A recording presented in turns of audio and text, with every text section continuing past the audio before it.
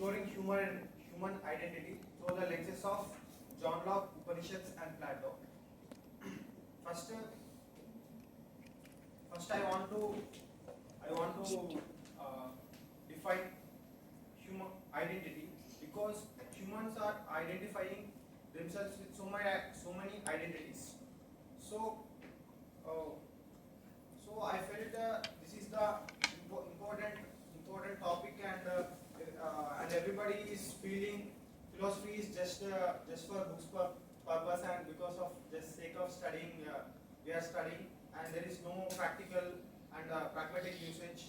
So that's why I felt it is very contemporary and very it's a pragmatic purpose. That's why I took this topic, and I want to define the first of all identity. Identity is a form of self-love where individual perceive themselves with certain kind of identity, and as well as with a group affiliation, and individuals celebrate their identity with some groups.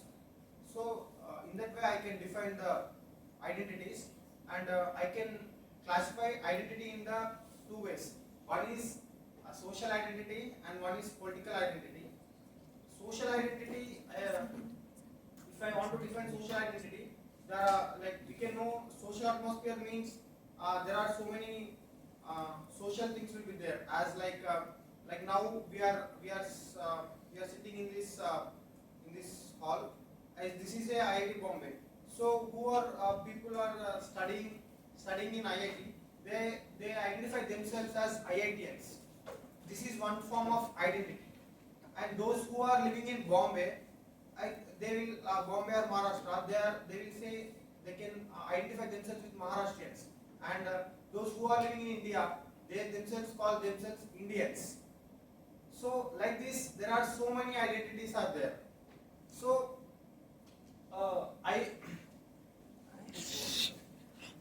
in my department, smartboard is there.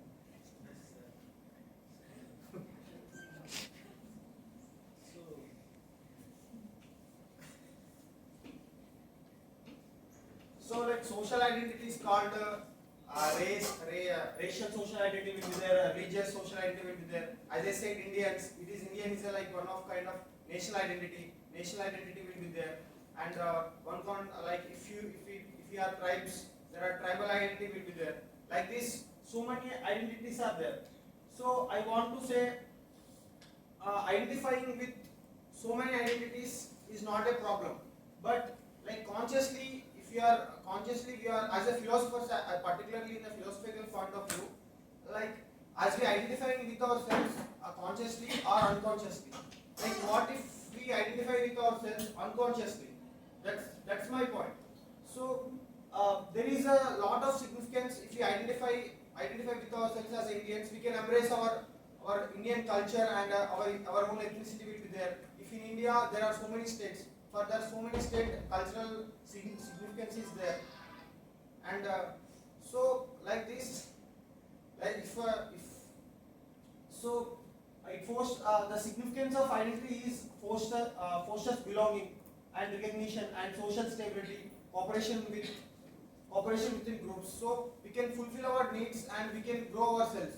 Like if we identify within social identities, but the positives are okay. Like if any way the positives we can get if we identify with some identities, or else if we don't identify also positives, anyway we can get the positives, like the significance effect. But I want to talk about adverse effects.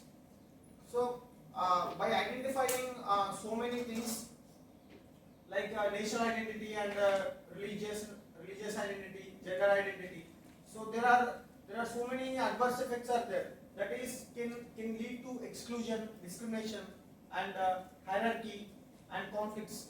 So we will if we study the history, we can witness so many religious wars, like Crusade wars, 30 Years Civil War, and Syrian war, or like India Pakistan partition, and like recently the Bangladesh riots.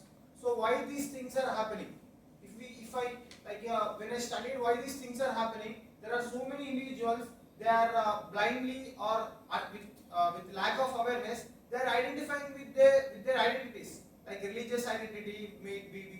it may be a racial identity or caste identity, or else national identity or occupational identity, or simple thing like if we live in villages, like neighbor village and our village, like you are, I belongs to this village, you are belongs to that village, why you are why you are coming, or some village fights will happen.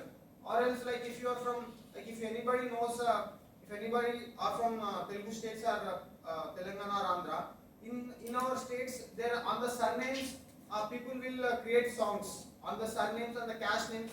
People will create songs, memes, or on the religion.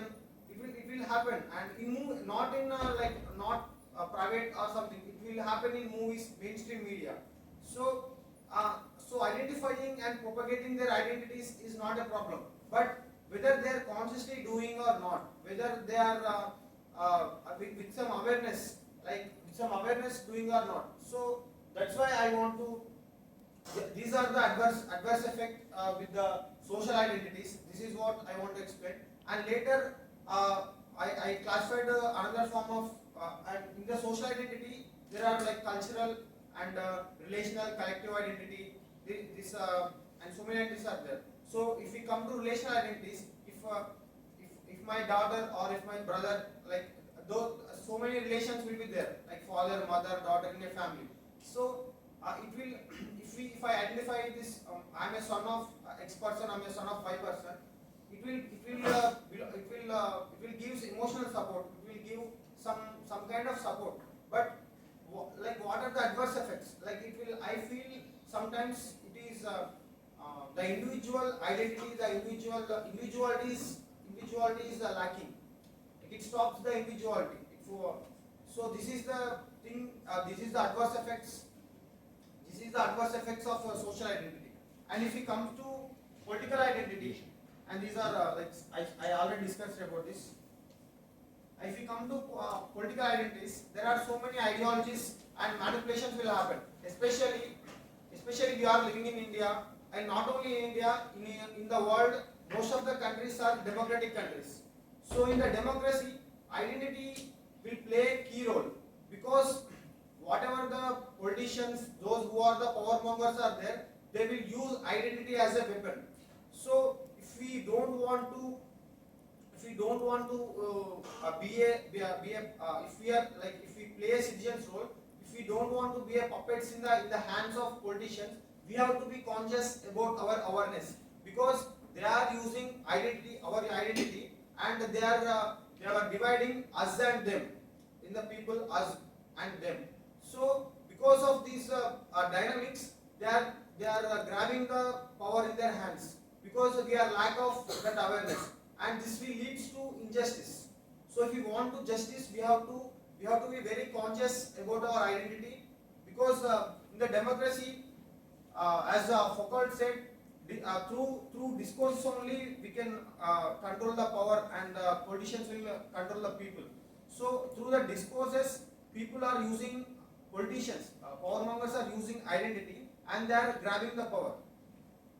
So it is formed through ideologies, political beliefs, and movements. Like example, feminist, nationalist, and environmentalist, and so many examples are there. Advantage, but like if we see the advantages, empowers individuals, fosters collective struggle for justice, and support social reforms. This is the positives.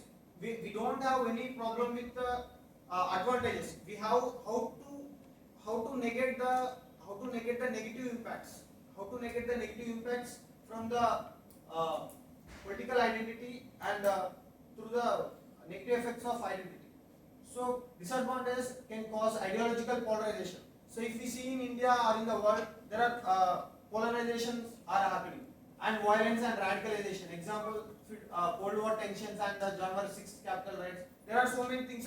If we study the history, we can, a number of examples are there, like historical. If any war or if any riots are happening, whether it may be happening on the caste, whether it may be happening on the race, and whether it may be happening on the religion, whether it may be happening on the language wars are there.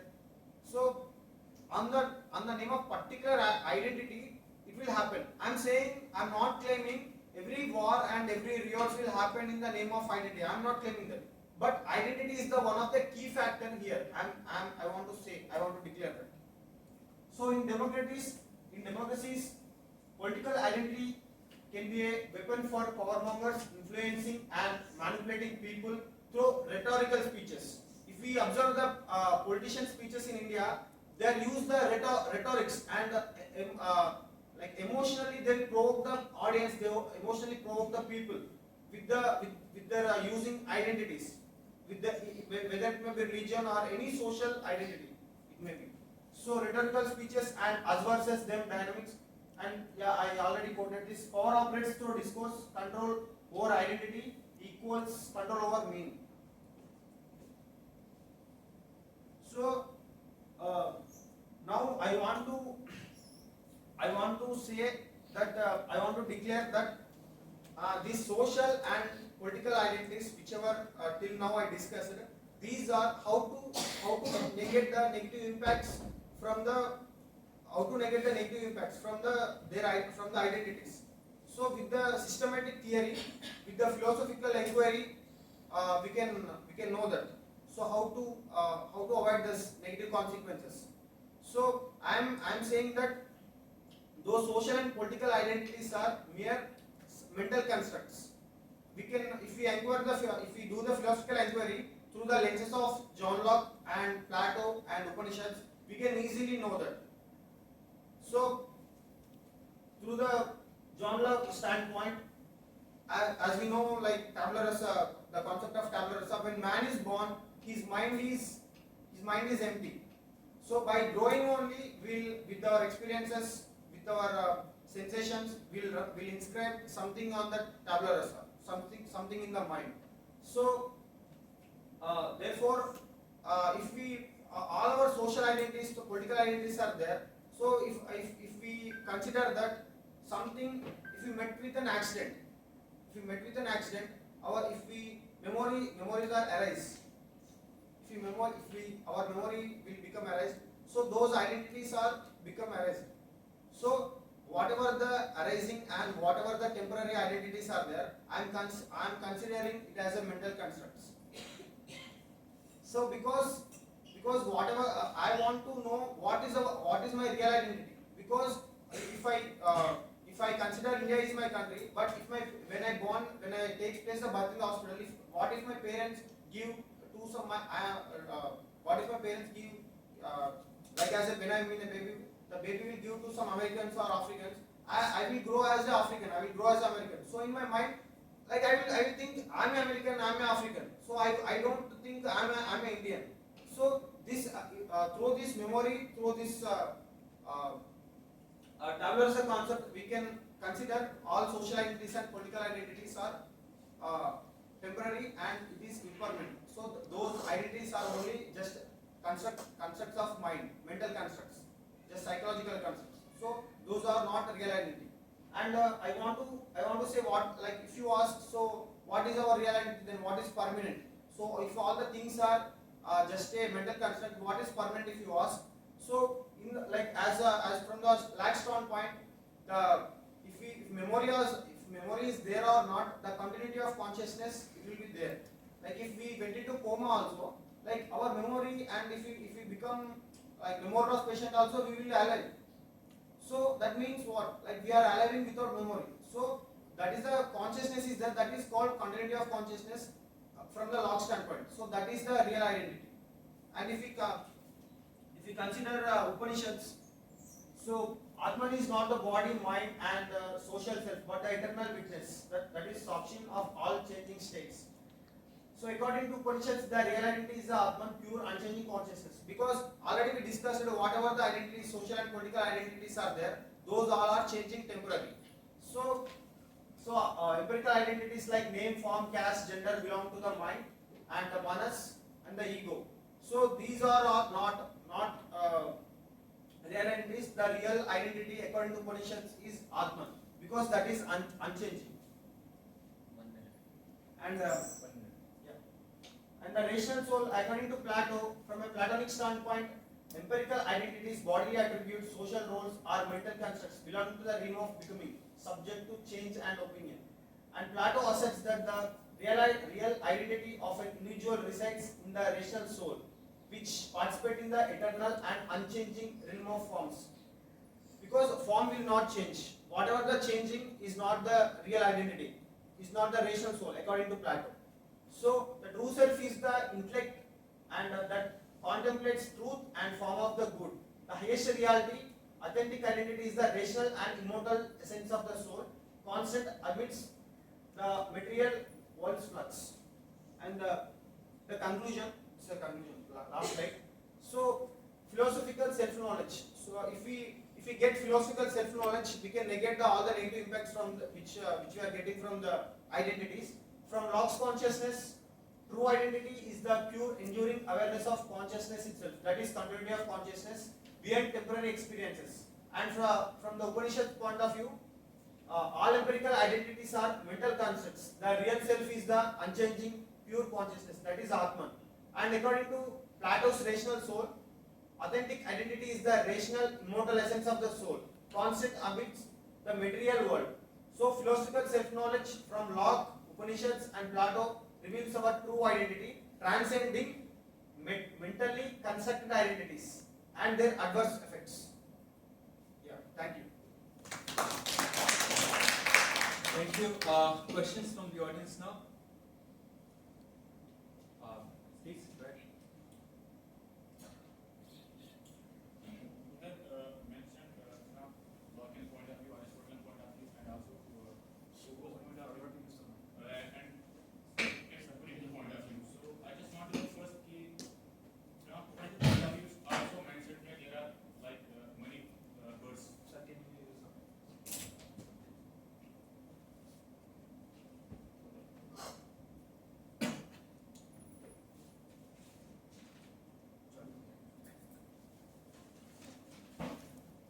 You can mention from Aristotle, Locke, and Foucault also, and Krishna also. Aristotle, Locke, and Foucault. I didn't mention. So if you have done Locke and Foucault, Not Foucault. you can mention about Foucault's power, how to power is Foucault. Yes. And so I just want to know from Indian perspective, you have also defined different types of births, cycle of births. From Birds. yeah, births, like a Jivan Mukti and a Vidya Mukti also.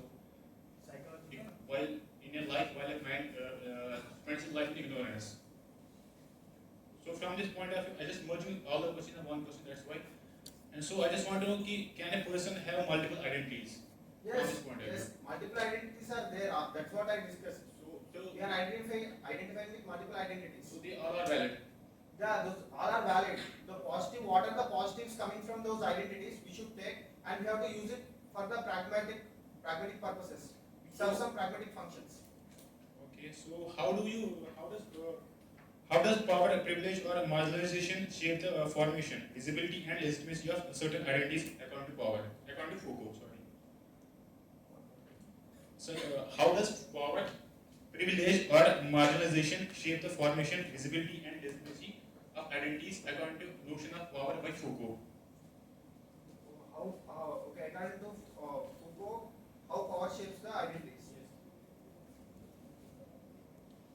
Power shapes the identities. Actually, through identities only, they are grabbing the power. Actually, and that is the one. That is my concept. But power, if you take power is the like fluid concept. Like who are the powerful by the if we in the worldly like empirical world, like who have, if we take the, it is according to field, like if we take politics, who have intellectuality, who have like physical strength, you can say, like people will use like muscle power, money power in that thing. So who have that thing, like they can get the power. But like if we come to intellectuality, like as my like in the aspect of identity, they are using identity to grab the power. So in that way, They can't be valid at the same time. No? They can't be valid at the same time. what the Identities can't be valid. attendance. Identities. Identities will be valid. Through identities only they are grabbing the power.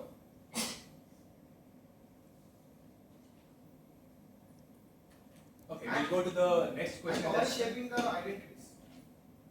I'm sure you'll have to, clarify some of the That is things. vice versa. Okay. Power and identities. Is that fine? We'll can discuss this later. Yeah, is your this paper part of your PhD thesis or only just an article? It's actually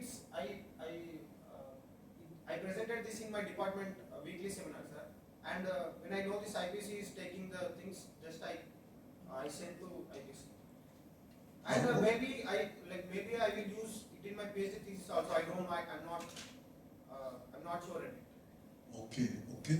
Anyway, your topic, if under a lot of assumption, presumption, and even postulate, like for Plato, the rational soul, eternal soul, and the forms of the idea, and the Upanishad, the Atman is eternal, and likewise for Locke, the continuity of consciousness.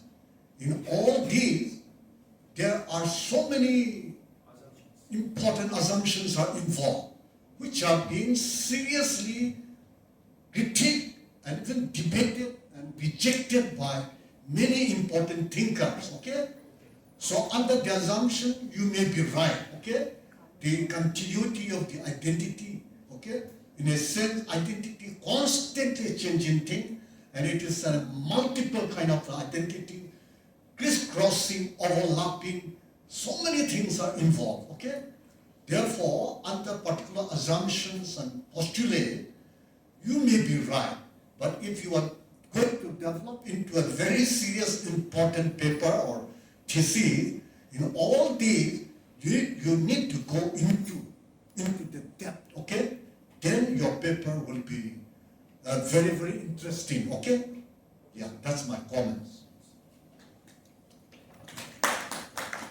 Sir, I want to respond on your comment. Like you said, the assumptions, Locke's assumptions and Plato's assumptions and Upanishad assumptions you are saying. But if we take Upanishads from the thousands of years we are studying, if that is Upanishads, like we have to avoid. But if you are studying, means some significance is there. So same applies to Plato and Locke also. So that's the thing, sir. And yeah, that's it. Yeah, you see, the length of time cannot be the criterion for truth. That way, even for thousands of years, we thought the sun was going around the earth. But for thousands of years, that has been completely proven false, you see. So the length of time cannot be the criterion. Okay, sir. Like if I consider these are all our assumption also, like if we take the scientific studies, Yeah. Like if we our memory and that thing, like from the memory only, like first of all I explained through standpoint of Locke. So if we leave the Plato and Upanishads, because that are many mystic things are there. So if we consider Locke, so if it is very scientific. It is based on memory. Identity is based on memory. So if we met with an accident also, like if so many persons are going to coma, if we went into psychology or mental hospital, like if their memory loss also they are alive. So whatever the changing identity is unchangeable. So unchangeable is the continuity of consciousness. That consciousness is there. So that is not changing. So this memory is becoming erased and it will be like temporary. So that's the thing. So that's why that's what the significance is.